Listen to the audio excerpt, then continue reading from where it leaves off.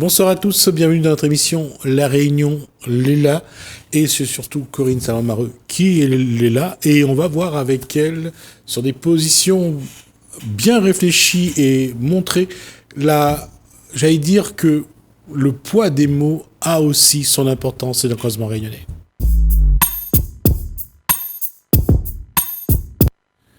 Bonne année Corinne Salon-Mareux. Bonne année Jismi, bonsoir. Et on dit toujours que ce qu'on dit a un impact. Oui. Et c'est ce qui est recherché de toute façon. Oui. Alors, quel est le premier impact qu'on va essayer de faire ? L'impact de la responsabilité. Définissons. Définition, c'est une relation de cause à effet, des choix et des actes qu'on décide de mettre en place, de dire, ou la façon dont on va agir a forcément un impact. Et l'impact peut être bon ou mauvais. Mais dans chacun des cas, il est souvent plus facile de prendre ses responsabilités quand l'impact est bon, mais beaucoup plus difficile de se remettre en question soi-même sur sa propre mise en œuvre dans un effet d'une cause qu'on a mis en place. Je dis souvent dans ce cas-là, est-ce qu'on peut anticiper ça va être positif ou négatif, donc est-ce qu'on le fait ou pas? Et si c'est négatif, est-ce qu'on peut anticiper déjà ce qu'on va dire pour essayer d'apaiser un petit peu le fait qu'on a foiré quelque chose? Alors, on l'avait vu lors de la dernière émission, on avait lancé une bouée dans l'immensité des textes religieux, l'origine même de la création de l'homme et de la femme dans les textes saints. Et si on regarde, et c'est ça ce que Corinne Salon-Mareux fait, c'est de pointer du doigt parfois que les choses sont déjà pensées ou déjà écrites, et que lorsque ça se concrétise, on essaye de ne pas dire que est-ce que c'est bon ou est-ce que c'est pas bon, qu'est-ce qu'on peut changer. C'est ça. Et la responsabilité, ça serait qu'on ait la capacité et le courage de, j'allais dire, pas de restituer, mais de corriger les erreurs. Oui, c'est ça, de prendre ses responsabilités, de corriger les erreurs, déjà de les reconnaître. Ça part de responsabilité dans quelque chose, dans une situation, et donc de se dire, comme j'ai une part de responsabilité, comment est-ce que je peux agir pour corriger le tir ?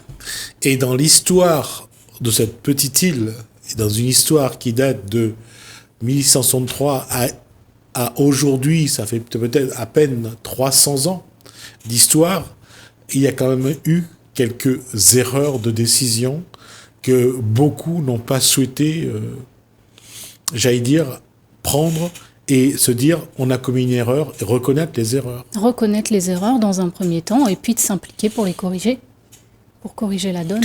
Et ce qui fait que dans cette société réunionnaise très métissée, entre l'esclavage, l'engagisme, les populations qui sont venues d'Afrique, d'Asie, beaucoup de Réunionnais aujourd'hui portent encore les souffrances commises par certains à l'encontre de leurs ancêtres. Oui, certains individus. Et c'est ça qui est dingue, c'est que souvent ce sont des individus parmi un groupe qui n'est pas forcément favorable aux mêmes actes et décisions de ces individus au sein d'un groupe, qui ont un impact énorme finalement sur une grande partie de la population ou à plus grande échelle sur le territoire ou sur le monde parfois. Et lorsqu'on parle du mal-être de la société réunionnaise, on oublie de regarder l'histoire, le passé. Parce que beaucoup de nos souffrances viennent de ces périodes. Et à travers le passé, ça explique la cause à effet de ce que l'on vit aujourd'hui. Et donc l'idée, c'est vraiment après de se dire, ok, les faits sont là, la cause à effet est là, qu'est-ce qu'on peut améliorer ? Comment est-ce qu'on prend un nouveau tournant pour améliorer les choses pour le bien-être collectif ? Ce qui implique déjà une reconnaissance des faits. Exact. Et malheureusement, les auteurs de ces faits ne les reconnaissent pas. On parlait de ce procès à Saint-Benoît où des médecins ont stérilisé de force et à leur insu beaucoup de femmes de couleur. Et aujourd'hui encore, ces personnes n'ont pas été réellement jugées, réellement punies, jugées, sanctionnées, et c'est même les femmes qui ont été déboutées. Oui, ce sont les femmes qui ont été déboutées. 1970-1971, hein, c'était la date du procès. Et puis à l'époque, on l'avait dit, seules 36 femmes ont réussi à maintenir leur dépôt de plainte, alors qu'elles ont été des milliers et des milliers à avoir subi toutes ces contraceptions, avortements et stérilisations forcées à leur insu. Donc, est-ce que en plus, finalement, la conclusion des tribunaux est-elle suffisamment punitive par rapport aux actes, à l'importance des actes réalisés et donc au stigmate que cela laisse sur les lignées suivantes et sur ces femmes?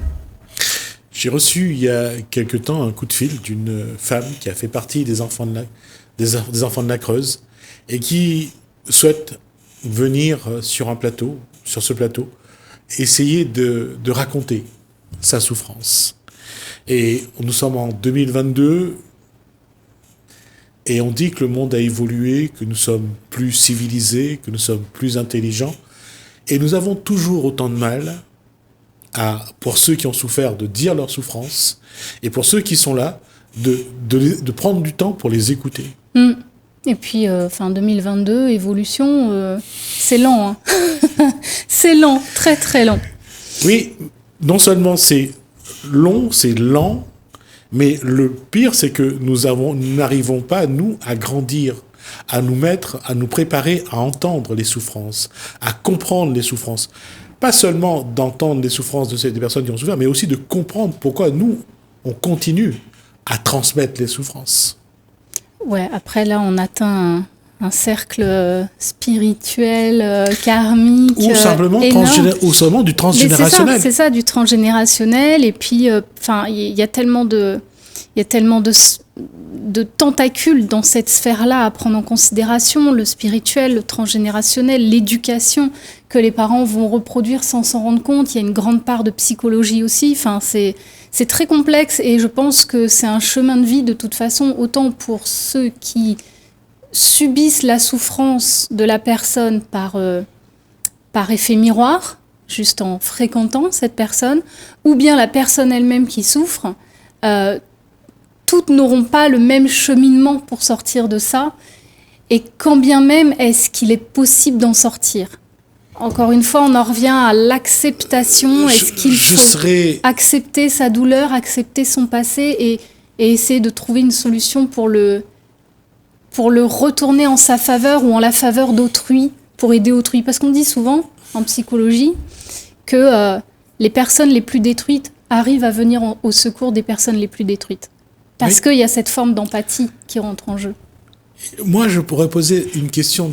La première question que je pourrais poser, c'est est-ce qu'il y a une envie réelle de s'en sortir? Et oui, et est-ce qu'il y a une envie réelle de s'en sortir? Mais voilà, domaine psychologique. Est-ce que les personnes sont prêtes à se débarrasser de ce fardeau-là, de cette douleur? Voilà, exactement, de poser le fardeau. Ouais. Et on le voit avec le cas des enfants de la Creuse, parce que c'est un cas qui est facile à mettre en avant. Mais quand on prend le transgénérationnel, les enfants victimes de maltraitance, de violences sexuelles, d'alcoolisme de leurs parents ou de leurs grands-parents, ces enfants-là souffrent autant. Oui. Et je ne mets pas en avant les enfants issus de l'esclavage. Les héritiers de cette période qui s'est perpétuée, qui aujourd'hui encore portent les chaînes dans leur chair, dans leur psychologie. C'est pour ça que quand on se pose la question de la responsabilité, c'est vers qui on se tourne pour se dire mais si on souffre aujourd'hui, mais c'est qui nous a fait ça? Alors, qui nous a fait ça? Et puis, la responsabilité, on fait le choix de la conserver, cette douleur, ou de ne pas la conserver. Donc, si on revient sur la dernière bouée qu'on a achetée lors de la dernière émission, moi, je me suis demandé pourquoi est-ce que certaines écritures s'entêtent à rejeter la responsabilité sur la femme, depuis les créations originelles. Donc, aussi bien dans la religion chrétienne que dans la mythologie grecque, par exemple, on a Dieu homme qui a décidé de créer la femme à son image. D'accord ? Par conséquent, est-ce qu'on pourrait, nous, les femmes, rejeter la responsabilité sur Dieu, homme, de nous avoir créés à son image, et donc les erreurs que nous avons faites ne sont-elles pas, d'une certaine façon, à l'image de l'homme qui nous a créés? Je serais allé plus loin, en fait. D'abord, et je vais rendre hommage à celui qui l'a chanté, Dieu est une femme. J'arrive à trouver le nom de ce chanteur, ça va pas revenir tout de suite, on en parlera tout à l'heure. Dieu est une femme ou pas? C'est une question. Est-ce que cette femme est noire ou blanche? Autre question. Maintenant, après, quand on parle de Dieu, c'est une chose, mais quand on regarde l'évolution, la vie en groupe, depuis Toumaï, il y a 7,2 millions d'années, à aujourd'hui, la façon de vivre de l'homme, de la femme, ça c'est, j'allais dire, les traditions se sont créées. La femme, de par sa maternité, avait une place. Mais si on parle des Amazones, c'est autre chose. Si on parle de cette peuplade au Brésil, où la femme a 2 hommes, et que lorsqu'elle est enceinte, les 2 hommes s'occupent de l'enfant, c'est le regard qu'on a de la vie. Maintenant, est-ce qu'on doit avoir un regard à travers le regard judéo-chrétien? Est-ce que la société doit être judéo-chrétienne? Est-ce qu'on doit vivre en fonction? Et c'est pas ça qui me gêne. Ce qui me gêne, c'est l'hypocrisie de ces hommes qui sont soi-disant chrétiens et qui, des 10 commandements, ils s'essuient les pieds dessus, quoi. Oui, on va à la messe et puis sur le parvis de l'église, on est déjà en train d'atteindre un des 10 commandements et de le mettre en place à travers un jugement, à travers du déni, à travers voler aussi, un vol, le comportement et l'attitude.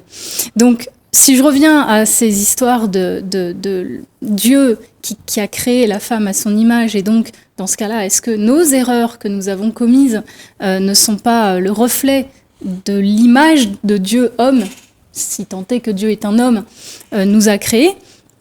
Pour reprendre un exemple, et tu en as parlé tout à l'heure, quand un enfant dérive à l'âge adulte, avec des violences ou des condamnations, on a 2 cas de figure. Certains parents vont s'en prendre à l'enfant. Mais comment ça se fait que tu as fait ces choix-là qui t'ont conduit à être condamné, ou t'as pas écouté mes recommandations, etc., les mises en garde. Et puis on a d'autres parents, à l'inverse, on en parlait au début, qui vont se morfondre et se remettre en question. Mais où est-ce que j'ai merdé? Qu'est-ce que je n'ai pas dit ou pas fait? Où est-ce que j'ai loupé quelque chose dans l'éducation de mon enfant? Et ce parent-là va se remettre en question lui-même.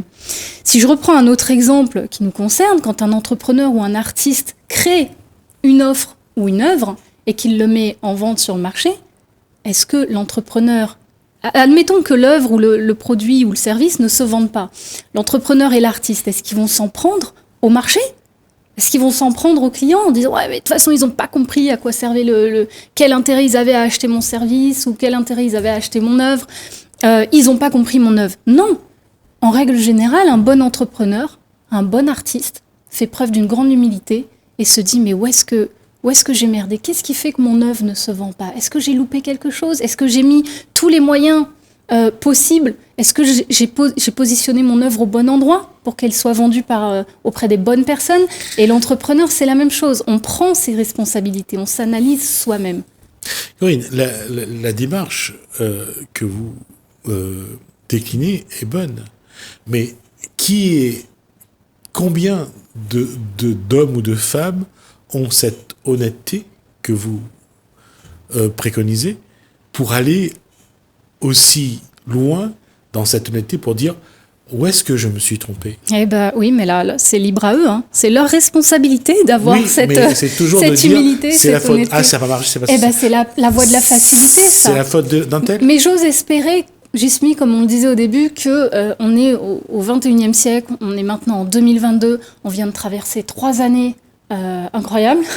Et normalement, je dis bien normalement, il y a quand même une minorité de la population mondiale qui a évolué, qui va au-delà des choses superficielles, qui va au-delà de la facilité de remettre la responsabilité sur d'autres ou sur les apparences extérieures ou sur... je pense qu'on est une minorité et comme on continue à être une minorité à avoir un éveil, et ben forcément, ça prend beaucoup plus de temps et tout le monde n'est pas capable d'être un bon entrepreneur ou un bon artiste. Le temps, je pense que le temps vient du fait que ceux qui ont de l'argent définissent le cadre qu'ils ont besoin, comme actuellement. Ils savent s'entourer. Voilà. Et ils ont les moyens de le faire et ils imposent leurs lois. Ouais. Quand on est à la base, on n'a pas de moyens, on est souvent isolé, on a du mal à s'exprimer. C'est pas facile de se faire entendre et d'imposer quoi que ce soit. Donc, c'est vraiment j'allais dire le pot de fer contre le pot de terre. Alors, que faire pour que ce qu'on pense à ce moment-là et qui est sans doute bien, peut être, j'allais dire, transmis, qu'on puisse se faire entendre, partager. Et même quand on trouve les moyens de le faire, c'est pas sûr que la personne qu'on va rencontrer, qu'on veut essayer d'aider, soit dans la posture qu'on souhaite. Mais parce que c'est propre à sa personnalité, à sa propre histoire. Au moment où vous vous adressez à elle, elle est déjà dans une position à cet instant T-là de sa vie à elle qui fait qu'elle l'entendra ou elle n'entendra pas l'opportunité qui se présente. Et c'est pour ça que lorsqu'on parle de responsabilité, la question... Pour moi, la plus importante, est-ce qu'on est déjà capable de savoir ce que c'est être responsable? Et si on sait, est-ce qu'on est capable d'être responsable? C'est une question philosophique et psychologique.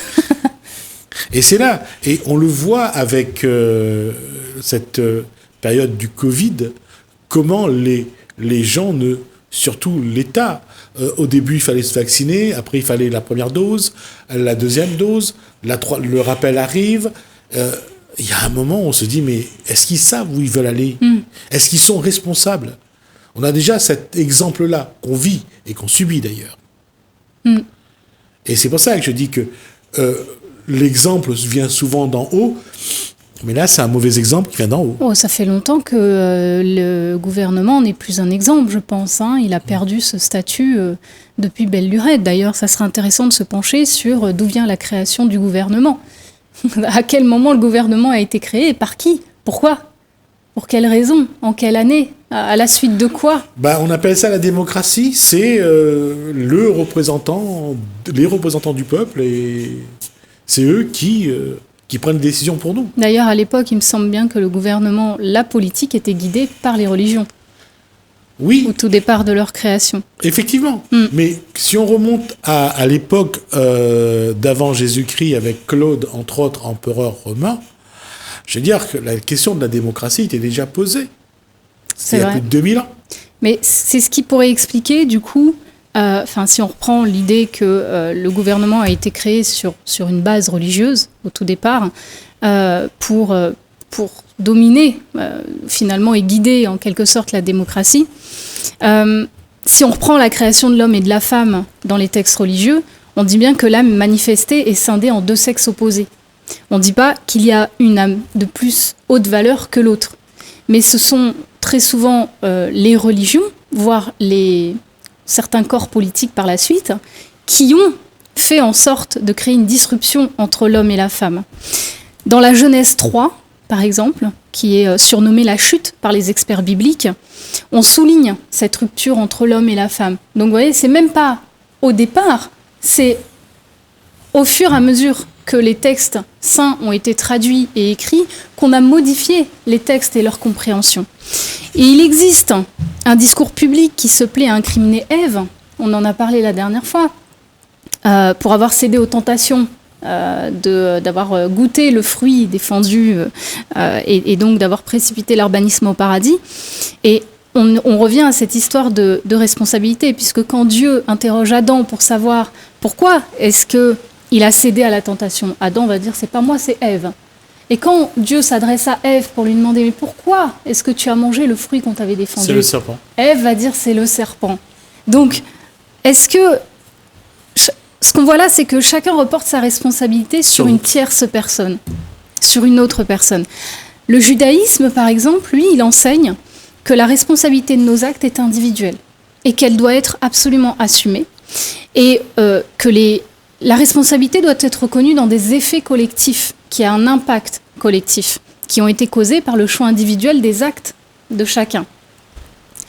Les textes saints, souvent, enseignent de ne pas se reporter à une forme de responsabilité inégale, mais plutôt d'assumer chacun sa responsabilité pour faciliter l'harmonie. Rendez-vous compte que si chacun finit par assumer sa responsabilité, la reconnaître et donc agir en conséquence, on gagne déjà en harmonie dans les relations. Que ce soit homme-femme ou d'homme à homme ou de femme à femme, ou on peut même intégrer les enfants et les mineurs dans l'équation. Dans la religion juive, on a les femmes qui sont dispensées de certaines obligations qui sont précisées dans le texte religieux. Elles sont dispensées, par exemple, d'aller prier le matin, le midi et le soir, parce qu'en contrepartie, on compte énormément sur elles pour entourer la famille, pour subvenir à l'éducation et au bien-être de la famille. Alors, on l'a dit, le droit des femmes reste fragile. Même si on est en 2022, nos droits restent quand même fragiles. Et un des actes politiques qui a vraiment créé une forte disruption entre les hommes et les femmes, c'est le Code de Napoléon, en 1804. Puisque le Code de Napoléon, lui, il a créé une rupture dans l'équilibre des relations hommes-femmes en précisant que la femme doit vouer obéissance à son mari. Oui.